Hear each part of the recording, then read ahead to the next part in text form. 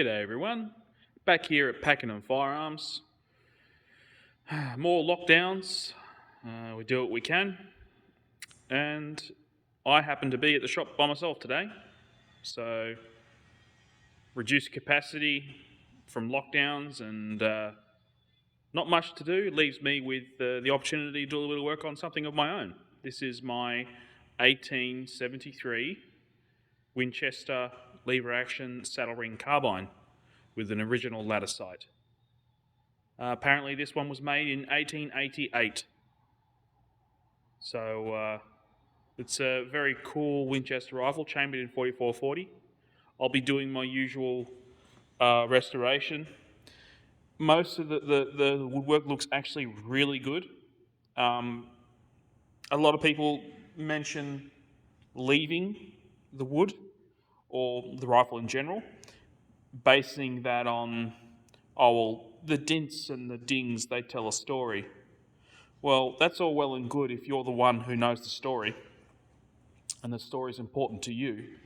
But this little scratch here in the wood, what does that mean to me personally? Absolutely sweet F all is what it means to me. All it means to me is that stock's not perfect. So this is just my own personal opinion. Unless the rifle is actually historically important, whether it be historically in general or historically to you or your family, I don't have any qualms at all about restoring a original made in 1888 Winchester rifle based solely on some person saying, oh, it could be a good story or folk art or whatever it is that some people sometimes carve in the wooden stocks and they call it folk art. Well, it's kind of like the difference between the Mona Lisa and finger painting to me. One goes in the bin, one gets sold for auction. So I'm not a big fan of people trying to tell other people what they should and shouldn't do with their guns. And yes, some guns are historically significant and some guns are, through some twist of fate, still in perfect condition. And these are the guns that should be kept.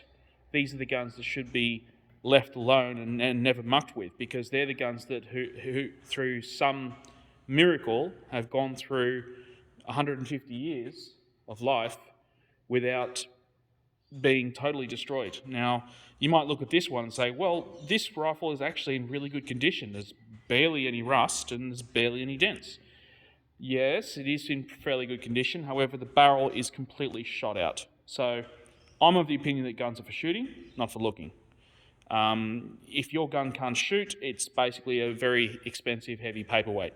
And this gun will get a barrel liner to make it shootable again, and that makes the gun no longer original. So from a collector's point of view, if the gun is no longer original, it has next to no value. So my decisions to restore guns are based on, first and foremost, are they shootable? Secondly, do they look good? If they don't shoot, the second one doesn't matter. And if they do shoot, the second one becomes a little bit more of a concern. So that's the reason why I'm going to go ahead with this restoration, even though the rifle does look fairly good. It is a genuine saddle ring carbine. So as you'll notice, on the other side, it has the saddle ring,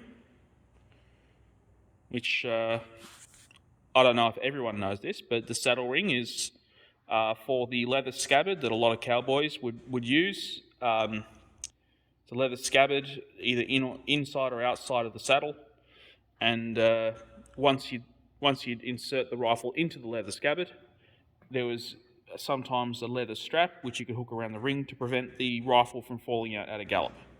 As you can see, it is missing a screw there at the front barrel band. I'll source that again.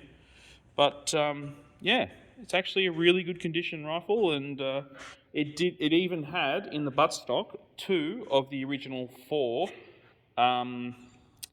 rifle cleaning rods. So I'm going to try and source some more original rods, or even some reproduction rods, and use the originals as well as the reproductions to make a full kit. But yeah. cycles well. Should be an interesting rifle to shoot. Anyway, guys, that's it. I'll keep you informed of how it's going. I'll do some videos of actual work and I'll do some updates because some people have said they'd like to see it being done, and I've been making a couple of videos of some rifles being restored start to finish. So you'll get to see how I do things, and yeah, I'll put those videos up for you soon. Thanks everyone. I'll see you on the next one. Catch you later.